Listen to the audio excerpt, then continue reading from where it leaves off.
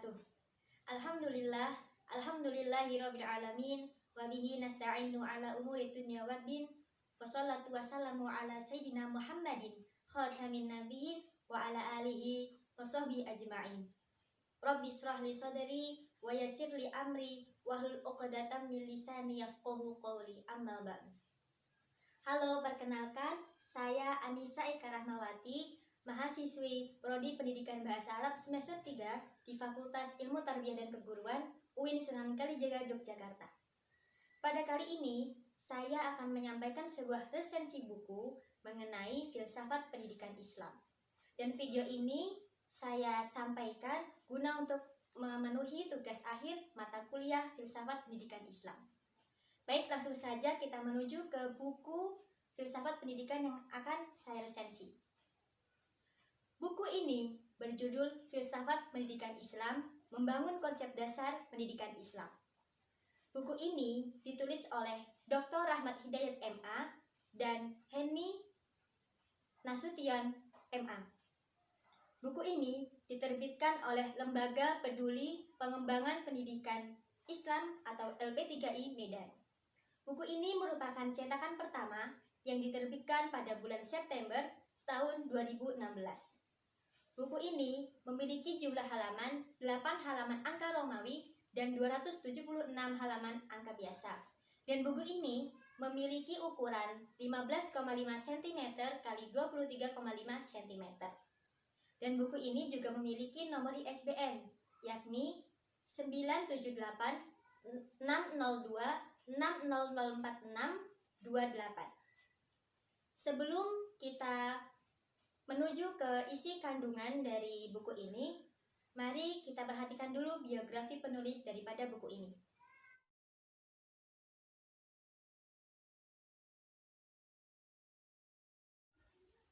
Baik, untuk biografi penulis pertama dari buku ini ialah Dr. Rahmat Hidayat MA. Beliau lahir di Medan tanggal 26 Februari 1982. Ia merupakan sosok yang lahir dari orang tua yang berdarah pendidik, yaitu Bapak Dr. Andes Haji Sofyan dan Ibu Hajah Suryati Lubis. Ia merupakan 4 bersaudara. Pada tahun 2011, ia menikah dan dikaruniai oleh 1 orang anak. Namun, ditinggal wafat oleh istrinya dan menikah lagi pada tahun 2013 dengan istri yang kedua. Untuk riwayat pendidikan beliau, waktu sekolah dasar, ia bersekolah di SD Al-Wasliyah 2, Kelurahan Amplas, dan lulus tahun 1994. Dan dilanjutkan di SLTP Pondok Pesantren Al-Husna Medan, lulus tahun 1997. Dan dilanjutkan di tingkat aliyah, yakni di Madrasah Aliyah Negeri 2 Model Medan, yang lulus tahun 2000. Dan kemudian ia melanjutkan pendidikannya di perguruan tinggi, yakni kuliah di Fakultas Tarbiyah IAIN Sumatera Utara, Prodi Pendidikan Agama Islam untuk strata 1, dan lulus tahun 2004.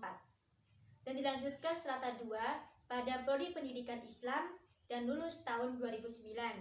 Dan untuk strata 3-nya, program Doktor Pendidikan Islam di UIN Sunan Gunung Jati, Bandung, yang lulus tahun 2006.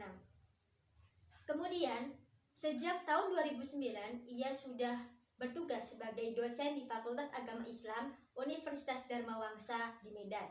Dan pada tahun 2011 pula, ia sebagai dosen Fakultas Ilmu Tarbiyah dan Keguruan di Universitas Islam Negeri Sumatera Utara. Selanjutnya, beliau juga pernah mengampu beberapa mata kuliah, di antaranya Ilmu Pendidikan Islam, Filsafat Pendidikan Islam, Profesi Keguruan, Sejarah Peradaban Islam, dan Sejarah Pendidikan Islam, serta mata kuliah lainnya. Beliau juga aktif dalam menghasilkan beberapa karya ilmiah, baik dari jurnal maupun dari buku, salah satunya buku ini. Dan beliau pun juga aktif menulis pada opini harian Waspada Medan. Dan beliau juga aktif sebagai mentor, trainer di SNIP Madrasah Development Center Sumatera Utara. Dan beliau pun pernah diamanahkan sebagai narasumber kurikulum 2013 di Kemenak Sumatera Utara pada tahun 2015 sampai awal tahun 2016. Beliau juga aktif di beberapa organisasi, di antaranya ia menjabat sebagai Direktur LP3I. Kemudian juga dia sebagai pengurus cabang Al-Jam'iyatul Al-Wasliyah dan sebagai Sekretaris Umum Dewan Pimpinan Wilayah Gerakan Pemuda. Selanjutnya, biografi penulis kedua dari buku ini ialah bernama Henny Safriana Nasution MA. Beliau lahir di Tebing Tinggi tanggal 29 Maret tahun 1972. Ia mengenyam pendidikan di SD Negeri Tebing Tinggi, kemudian dilanjutkan di Madrasah Sanawiyah Tebing Tinggi, dan dilanjutkan di Madrasah Aliyah Swasta Tebing Tinggi. Kemudian beliau melanjutkan pendidikan di perguruan tinggi, yakni pada Fakultas Dakwah di IAIN Sumatera Utara untuk strata 1, dan dilanjutkan pada Prodi Pendidikan Islam untuk strata 2, dan dilanjutkan dengan program Doktor Pendidikan Islam di UIN Sumatera Utara untuk strata 3. Kemudian beliau juga bertugas sebagai dosen Fakultas Ilmu Tarbiyah dan Keguruan Universitas Islam Negeri Sumatera Utara sejak tahun 2006 sampai sekarang, dan juga sebagai dosen di Stikes Imelda sejak tahun 2008 sampai sekarang, serta sebagai dosen di STAI Hikmatul Fadilah sejak tahun 2016 sampai sekarang. Beliau juga mengampu beberapa mata kuliah, di antaranya Filsafat Pendidikan Islam, Ilmu Pendidikan Islam, Bimbingan Konseling Islam, Sejarah Peradaban Islam, Sejarah Pendidikan Islam, dan Profesi Keguruan. Beliau merupakan sosok peneliti dan narasumber juga yang bernuansa pendidikan Islam. Kemudian beliau juga menulis beberapa buku atau karya ilmiah lainnya. Salah satunya adalah buku ini, dan juga buku mengenai profesi keguruan dan paradigma pendidikan Islam.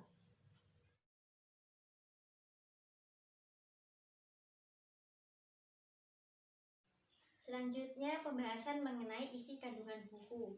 Buku ini terdiri dari 7 bab, dan buku ini menghadirkan konsep-konsep filsafat pendidikan Islam dimulai dari ontologi, epistemologi, dan aksiologi. Secara ontologi, buku ini mengungkapkan hakikat kehidupan manusia yang berakal dan berpikir. Kemudian, secara epistemologi, buku ini membahas tentang tata cara atau prosedur mendapatkan ilmu dan keilmuan dalam pendidikan Islam. Sedangkan secara aksiologi, buku ini membahas tentang untuk apa pengetahuan itu disusun, dan ini terkait dengan tujuan pendidikan Islam. Buku ini berisi konsep-konsep dalam filsafat pendidikan Islam, hakikat manusia, dan implikasinya terhadap pendidikan Islam. Selain itu juga berisi tentang hakikat dan tujuan pendidikan Islam serta unsur-unsur dasar pendidikan Islam. Filsafat pendidikan Islam itu sendiri dijelaskan pada kata pengantar pada buku ini, yang dimana pengertian dari filsafat pendidikan Islam adalah suatu kajian yang filosofis mengenai berbagai masalah yang terdapat dalam kegiatan pendidikan yang didasarkan kepada Al-Quran dan Hadis sebagai sumber primernya dan pendapat para ahli sebagai sumber sekundernya.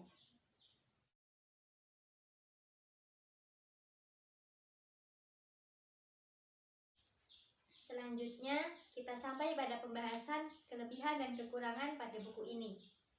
Kelebihan dari buku ini, tata letak penulisan disusun dengan rapi dan bagus. Kemudian, pada setiap judul di awal bab ditulis dengan font yang berbeda, dan hal itu membuat pembaca lebih tertarik untuk membaca pada bacaan tiap babnya. Kemudian, untuk istilah-istilah asing ditulis dengan cetakan miring. Dan pada buku ini juga dilengkapi dengan footnote dan daftar pustaka. Kemudian dalam buku ini juga terdapat ayat-ayat Al-Quran dan hadis yang dijadikan dalil, dan semuanya itu dituliskan dengan jelas. Dan pada buku ini pula, setiap kata dari ayat-ayat itu dijelaskan dengan sejelas-jelasnya.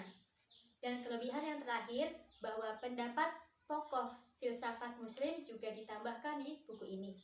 Selanjutnya, untuk kekurangan pada buku ini, diantaranya ada bahasa yang tidak baku, yakni penulisan ontologi dan epistemologi, di mana yang seharusnya diakhiri dengan huruf I tetapi diakhiri dengan huruf Y.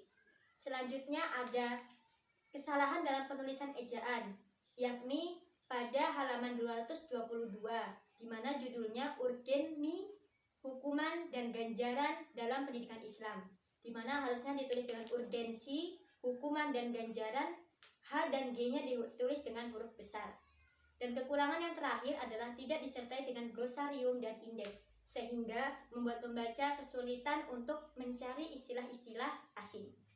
Tetapi kekurangan dari buku ini tidak mengurangi kualitas dari buku filsafat pendidikan Islam ini. Dan buku ini pun tetap layak untuk dijadikan sebagai rujukan pembelajaran bagi mahasiswa khususnya pada mata kuliah filsafat pendidikan Islam. Demikian resensi saya mengenai buku filsafat pendidikan Islam ini. Untuk itu, saya anjurkan kepada teman-teman juga untuk mempelajari buku ini karena bisa menunjang kalian dalam proses pembelajaran di mata kuliah filsafat pendidikan Islam. Dan terakhir, saya mohon maaf apabila lisan saya memiliki kesalahan dalam berucap. Kurang lebihnya saya mohon maaf. Wassalamualaikum warahmatullahi wabarakatuh.